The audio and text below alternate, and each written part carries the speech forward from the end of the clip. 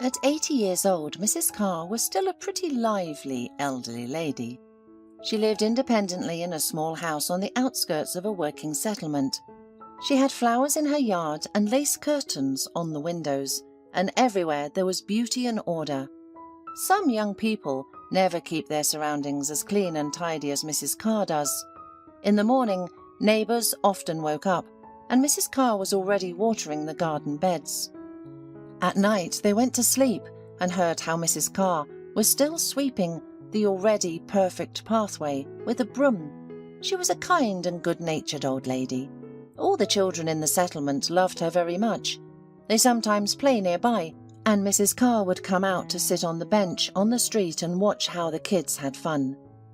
Another person would yell at the children for disturbing the peace of the people, but Mrs. Carr just smiled. Then she would call the kids over. She would give them candy or bring out some hot pies from home. The children were happy, and the elderly lady was happy too. That's how everyone was happy. Adults also respected Mrs. Carr for her good nature and her past. After all, she knew practically half of the locals. Mrs. Carr worked all her life as a nanny at a kindergarten. There had never been a more caring and kind nanny than her. The kids would run to the kindergarten just to meet Mrs. Carr. She would hug them, play with them, and wipe their noses if needed. However, Mrs. Carr's fate was not easy. She grew up as an orphan. She did not receive a decent education, so she became a nanny at a kindergarten. She met her husband when she turned 20. Ben carried her in his arms, and they loved each other very much. But then Ben died. He was electrocuted at an electrical plant where they were installing new equipment, and the specialists didn't pay attention to something. Mrs. Carr was 6 months pregnant at that time. Oh, how she cried for Ben, and then her daughter was born. She devoted all her love to her only daughter, Mary. She never got married again, although there were crowds of admirers who came to her. Mrs. Carr rejected all of them, and then all the admirers somehow disappeared. Her daughter grew up, became a teacher, got a job in the capital, and got married there.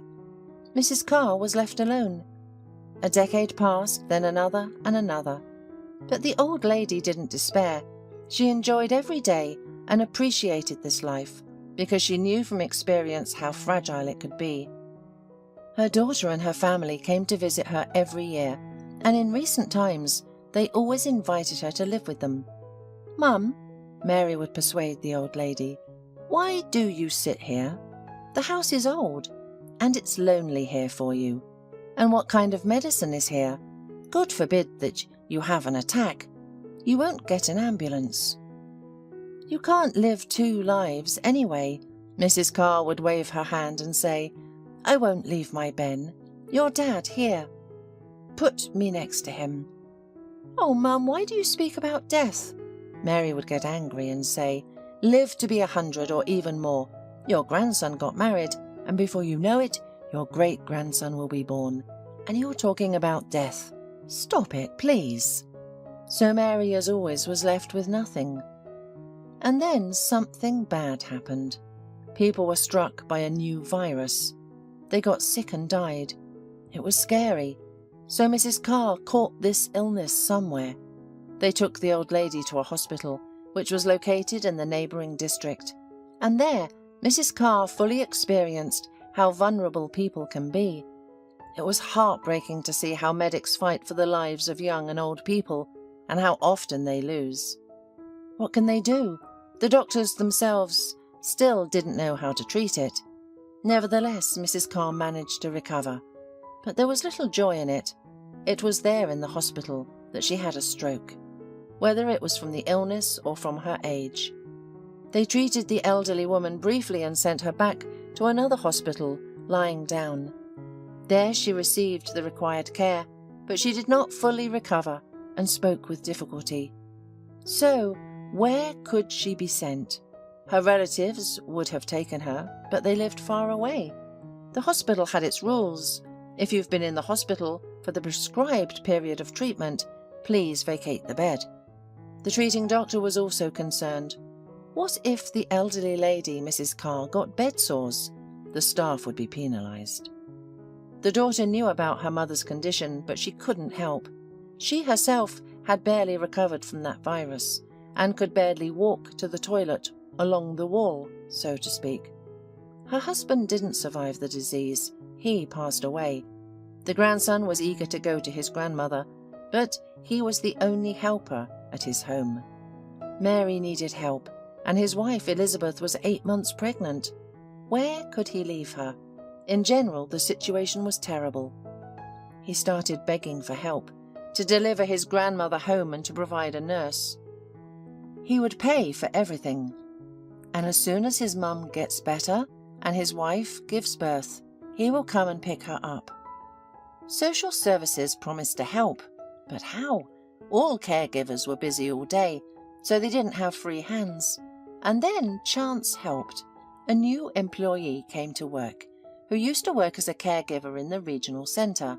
So they offered this woman, whose name was Anna Maria, to take care of Mrs. Carr.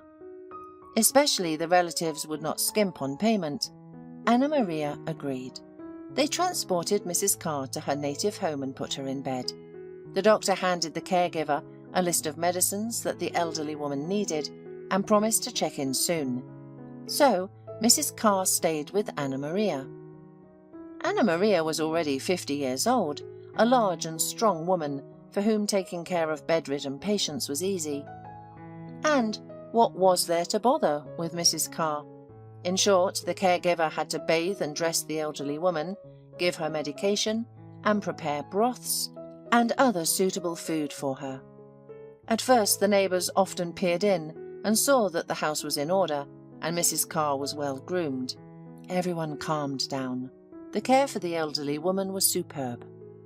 The neighbours called Seth and reassured him. It was a pity, of course, that Mrs. Carr had been sick so severely, but what can you do? It's a miracle that she survived after that awful virus and stroke. A month passed. Seth called regularly, inquiring about his grandmother. Anna Maria reported in detail what Mrs. Carr ate, what medicines she took, and what exercises she did. Seth was delighted. His grandmother had an excellent caregiver. "Can you take care of her until spring?" Seth asked once. "You understand, my wife just gave birth. The baby was born weak and I need to help Elizabeth. And my mother is not recovering from her illness yet. She's weak, to my horror. Now she has been sent to a sanatorium. I hope she gets better." "Don't worry," Anna Maria reassured him. "I will take care of Mrs. Carr for as long as necessary." "Thank you." The grandson sincerely thanked her and said goodbye, and every month he transferred a predetermined sum of money to the caregiver. Another month passed and the neighbours began visiting less often, asking Anna Maria more about how Mrs. Carr was doing. Anna Maria said that there were no changes, but the neighbours saw it for themselves. The poor elderly woman was always asleep when they came. "She's dried up like a child." "Has the doctor been here?" the neighbours asked worriedly. "He is keeping track of her condition over the phone," Anna Maria replied, "but he doesn't come home," explaining that now they have a big workload because of this virus. "And it's understandable. What can you do to help Mrs. Carr? It's better to help those who can still be helped." "Yes," the neighbours sighed, "that's life, and it seems like they pulled her out of that world. But what's the use? She lies like a doll." "Everyone has their own fate," Anna Maria agreed. The neighbours liked Mrs. Carr's caregiver more and more. She was so efficient. In the fall she cleaned everything in the yard, and in the house she constantly cleaned, as if doing it for herself. She wasn't talkative, only said what was necessary, and didn't spread any gossip. She didn't tell anyone the details of taking care of Mrs. Carr. Why did people need to know how she washed and fed her? It was all very personal. Mrs. Carr was lucky to have a caregiver. However, Anna Maria did not talk much about herself either. People only knew that she came to the village from the city, rented an apartment there, and got a job at a store at first. And then she moved in with Mrs. Carr. She had children and a husband, but no one knew anything about them. Anna Maria tried to avoid discussing certain topics.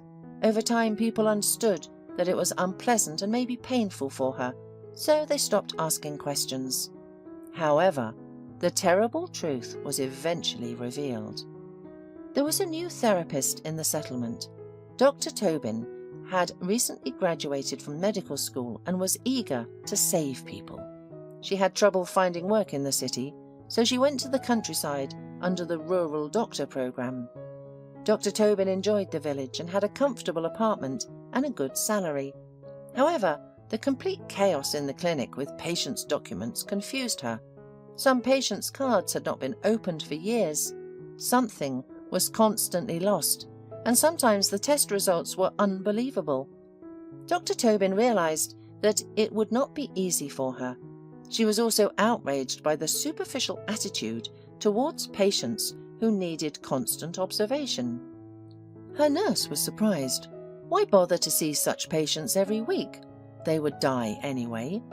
Of course, not everyone had such an attitude, but those who could not defend themselves were treated that way. Among such patients, Dr. Tobin found Mrs. Carr's medical history. That evening after work, she went to visit her patient. Perhaps Anna Maria simply forgot to close the front door on that winter evening. Dr. Tobin timidly entered the porch, approached the inner door, and was about to knock when suddenly she heard Anna Maria's quiet but threatening voice. "You're so annoying to me, you old fool!" The doctor raised her eyebrows in surprise and cautiously opened the door, walked into the hallway, stopped at the bedroom door, and heard the further conversation. "Daughter," a weak, elderly voice was barely audible. "Give me a little piece of bread, I'm so hungry." "You'll be fine without it," the mocking female voice answered her. "I don't want to change your diaper again. Did you eat your oatmeal this morning?" "Yes, you did. That's enough for you." "There were only 2 spoons there." "How much did you want? You're not entitled to more. Do you think I'm going to clean up the mess from under?" "Anna Maria, why are you like this? Let me call my daughter or grandson." "Look at you. Did you think of calling them? Have you lost your mind? So, I'll get back on track quickly. Now, you'll drink a sleeping pill and you'll be like silk. Come on, open your mouth." "Anna Maria, my dear, don't. I won't call, I won't complain. Just don't take these pills, they make me feel worse." "And it will only get worse if you don't sign the paper. I told you, everything depends on you. You'll give me a house, and you'll have food and a bath every day. If you'd like, I'll even read poems and sing songs for you after that." The woman laughed mockingly, and then there was some commotion. Dr. Tobin could not stay on the sidelines anymore. She stepped decisively into the room and asked sternly, "What's going on here?" At the bedside of the elderly woman stood a plump woman, apparently the caregiver, Anna Maria, about whom Dr. Tobin was told by social services when she was inquiring about Mrs. Carr. At that moment she was trying to give the unfortunate patient some murky liquid to drink, and the elderly woman was clenching her lips with the last of her strength. Hearing a stranger's voice, Anna Maria groaned and then, slowly straightening up, turned to the doctor. "And who are you?" she asked gruffly. "Why did you come in without knocking?" "I'm the local therapist. Your door was open," Dr. Tobin answered calmly. "Please explain what you were doing just now." "We're taking medicine," Anna Maria replied without blinking. "I don't know what your colleagues prescribed, so I give what they prescribed. I dissolve it in water to make it easier for her to swallow." Anna Maria handed over several blister packs with tablets. Dr. Tobin read the names, but there was nothing suspicious there. And then she looked at the elderly woman. She was looking at her without turning away. There was pain, a plea, and horror in her eyes. The unfortunate woman had no strength left to say anything. "I heard a strange conversation," the doctor said, turning her gaze from the elderly woman to the caregiver. "Please explain." "What conversation?" The caregiver widened her eyes. "You imagined it." "Oh, that's enough. Have you seen the patient? She's alive. She's receiving treatment." Make a note that you visited us and that's it. We have no complaints about you. I haven't even begun examining the patient. Dr. Tobin replied firmly and stepped towards the bed. As she made her way, a nurse loomed over her like a mountain. I take good care of Mrs. Carr, she said threateningly. I treat her and measure her blood pressure. Why do you need to watch her? Doctor, go home. You must be tired after a day's work. In that case, I'll call the police, Dr. Tobin replied, fearlessly meeting Anna Maria's gaze. The nurse's face changed. She groaned and then darted out of the room like a bullet. A minute later, Dr. Tobin heard the front door slam. Well, never mind, we'll figure it out, she said primarily to herself, approaching the bed. Let's see how you are. The doctor threw off the covers and froze in horror. A real skeleton lay on the bed, covered in skin. It was clear that the elderly woman was not getting enough food, and the care was, to put it mildly, subpar. Stale bedding, rashes on her skin, and bed sores in some places. Dr. Tobin immediately called an ambulance and the police. It was evident that the elderly woman was in critical condition. So Mrs. Carr was once again admitted to the therapeutic department. But now she was given special care. The doctors, including the chief physician, felt guilty for losing the patient and now tried to make up for it.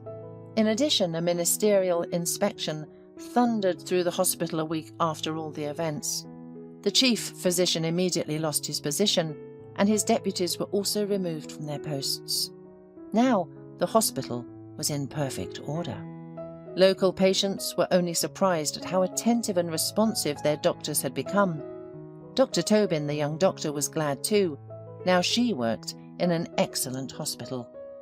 On the first evening, the police rushed to search for the fugitive nurse.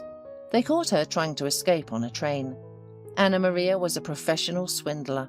She had already made a name for herself in several cities. She usually took care of the elderly and lonely people, and then made them sign over their property to her. When they died, she sold the apartments. If the old people resisted, she set up a real concentration camp for them. She acted very sly, and people around her didn't even suspect what this beast in a woman's guise was doing. She killed 3 old men in different cities, and there were 10 elderly people under her care at different times. The money from the sale of their apartments was in Anna Maria's account. She came in this village to take a break and lie low for a while. In one of the cities, unexpectedly, there was a hitch. The son came to his father from the north and saw that he was almost dead. Anna Maria barely got away then. What saved her was that the old man and his son didn't see her documents, but the desire for profit was stronger than Anna Maria, and so she quickly found herself a victim in the village. Everything went according to the usual script. On the outside, a caring nurse, but in reality, a ruthless criminal who barely fed, washed, and drugged the old woman with sleeping pills to keep her quiet. Why did she act so brazenly? Wasn't she afraid of being exposed? After all, doctors and social workers would come. From her experience, Anna Maria knew that no one needed such old people. When employees came to check, it was enough to look from afar and talk to neighbours. They even warned about their visits in advance, but this time things didn't go according to Anna Maria's plan. She was judged and given several years in prison. What about Mrs. Carr? The elderly woman had been recovering in the hospital for many months, but finally she began to get better. Social services tried to clear their name and find a place for Mrs. Carr in a good nursing home that specialised in stroke patient rehabilitation. She spent almost 3 months there, and by spring she was able to walk out of the nursing home on her own 2 feet. Her daughter and grandson were waiting for her at the entrance. Mary had recovered too. Seth's little boy had grown stronger, and he could leave his wife and child for a while, so the 2 of them came to their mother and grandmother. They were shocked when they found out about the conditions Mrs. Carr lived in. They thought they had entrusted their loved one to a professional, kind-hearted woman, who, by the way, received a generous reward from them. Instead, they almost killed Mrs. Carr at the hands of this monster. "Now, Mum, without discussion, you're coming with us." Mary said it firmly. "We won't leave you alone in these parts for a second any more." "Yes, Grandma, we need you," Seth agreed. "Your great-grandson will start walking soon. How can he do without you?" "Yes, childcare is needed," Mrs. Carr smiled and said, "But who will take care of me now? I need someone to take care of me too." "And you'll take care of each other," Mary laughed, "and we'll take care of you too." "What about Ben here alone? We should lie together." "Mum," Mary frowned, "when the time comes we'll put you next to Dad. But for now, live as long as God gives you, and make us happy. It's not easy for me after my husband's death either, but we have you, Seth, Tommy and Elizabeth. They are our family." "Yes, family is the most important thing," Mrs. Carr agreed. Before leaving for the city, they visited the settlement, tidied up everything in the house, locked the door, and gave the keys to the neighbours. They volunteered to take care of the sale. If it works out, great, and if not, well, so be it. The neighbours were ashamed of what had happened to Mrs. Carr too. They didn't take care of her. They relied on a stranger, and now they were trying to help as much as they could. Mrs. Carr left for the city with her daughter and grandson. Sometimes she calls her former neighbours and tells them that she lives on the 10th floor, like in a birdhouse, she jokes sadly. Yes, she misses the village, but where is she now without her great-grandson? He is her most precious child. All the fairy tales, songs and affection of Mrs. Carr, only for him. Since then, the house on the outskirts of the settlement has been abandoned. No more lace tulle in the windows. No more kind old woman sitting on the bench, spoiling the local kids. But the neighbours carefully watch over the estate. They remove the weeds and make sure no one misbehaves in the house. And no one would even think of doing that, because even the most inveterate hooligans in the settlement remember that the kindest elderly woman in the world lived there. How could they do anything bad to her? And maybe one day she will come back, and then the house and the estate will light up from the love and warmth emanating from Mrs. Carr herself.